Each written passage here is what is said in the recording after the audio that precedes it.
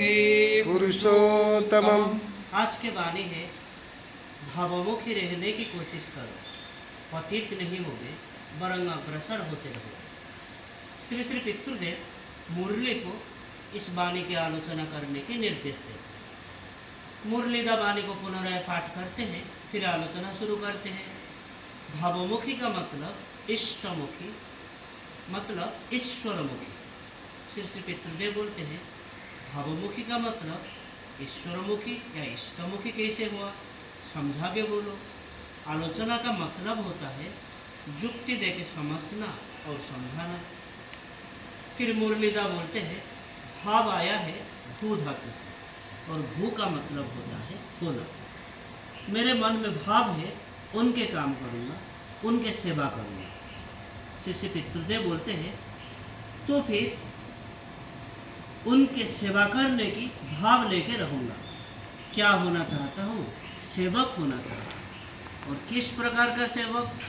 उनके और सिर्फ उनके एकांत सेवक होना चाहता हूँ। सुतरां क्या होना होगा? फिर वो उत्तर देते हैं, उनके मनमाफिक वो जैसे चाहते हैं वैसे ही होना होगा। फिर शिष्य पितृदेव बोलते हैं, ये बोलो अकपट सेवक, अकपट सेवक होना चाहता हूँ, और वैसे होने के लिए क्या करना होगा? फिर वो उत्तर देते हैं, कोशिश करना होगा। फिर शिष्य पितृदेव बोलते हैं, वही दिशा में मन रखने की कोशिश करना होगा। और वही दिशा में मन रखने का मतलब क्या है? फिर मुरलीदा उत्तर देते हैं, वही भाव मन में रखूँगा हमेशा, हर वक्त, हर पल। शिष्य पितृदेव बोलते हैं, ठीक ही बोले। फिर उसके बाद फिर मुरली किताब को देख के वाणी के अंतिम भाग पाठ करते हैं। फिर बोलते हैं, कभी भी पतित नहीं होगे वरन अग्रसर होते रहोगे। शिष्य पितृदेव पूछते हैं, उसका मतलब क्या है? पतित का मतलब क्या है, यही बोलो। फिर मुरली बोलते हैं, नीचे गिर जा। शिष्य पितृदेव बोलते हैं, अगर मैं भावमुखी रह सकता हूँ तो फिर उनके दिशा में अग्रसर हो सकता हूँ। मैं जो अकपट सेवक और वो होने का जो वासना है वो पूर्ण होगा। बख्शी तुम बोलो कैसे करके अग्रसर हो सकते हो?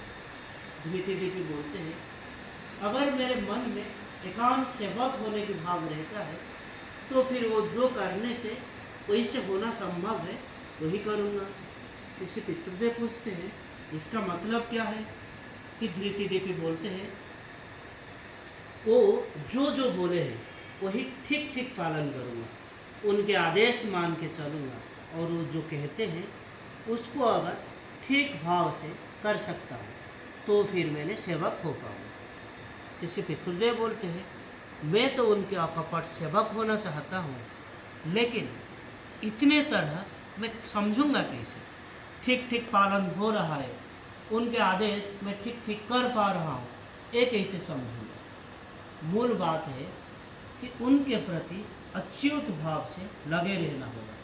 ठाकुर बोले हैं अग्रसर होने के बारे में, अगर भावमुखी रह सकता हूँ तो फिर मैंने अकपट सेवक हो सकता हूँ। अगर मैं हर जगह जाके बैठता हूँ, जो लोग आदर्श को प्यार करते हैं उन्हीं के संग करते हैं, फिर जो लोग विरुद्धाचरण करते हैं उनके साथ ही जाके बैठता हूँ, तब मेरा वही भाव नष्ट हो जाएगा। ऐसे बहुत लोग हैं, बहुत भक्त लोग हैं जो खबर कागज तक पढ़ते नहीं, क्योंकि उनके भाव नष्ट हो जाएगा। और अगर पढ़ते भी तो इष्ट के बारे में वही बात सिर्फ नज़र में पड़ता है, ऐसे बात नहीं सुनते, ऐसे खाद्य नहीं खाते जो भाव नष्ट कर देता है। जो लोग भावमुखी रहने की कोशिश करते हैं वैसे ही मैं ठाकुर के दिन सेवक होना चाहता हूँ, इसीलिए उनके बारे में ही सोचूंगा, उनके गुण कीर्तन करूँगा, उन्हीं के ही आलाप आलोचना,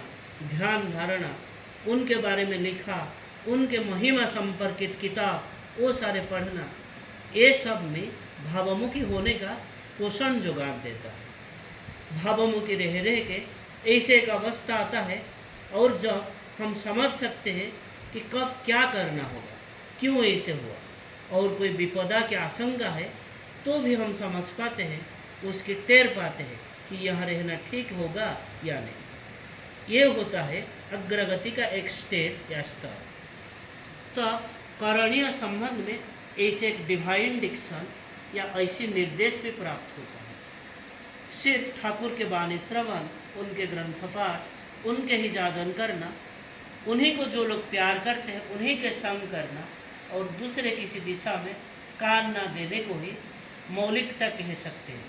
लेकिन साधना की जो चीज़ है वो ऐसा ही है। जो चारा गछ है और जहाँ रहता है उनके चारों तरफ बाउंड्री देना होता है कि उनके जो कीट पतंग होते हैं, भेष बकरी होते हैं, कि इसे नष्ट ना कर दे। मनुष्य के क्षेत्र में भी वैसा है। ये प्रसंग इष्ट प्रसंग में से 29 सितंबर 76 से लिया गया। आज के लिए इतना ही। वंदे पुरुषोत्तमम्। वंदे पुरुषोत्तमम्। जय।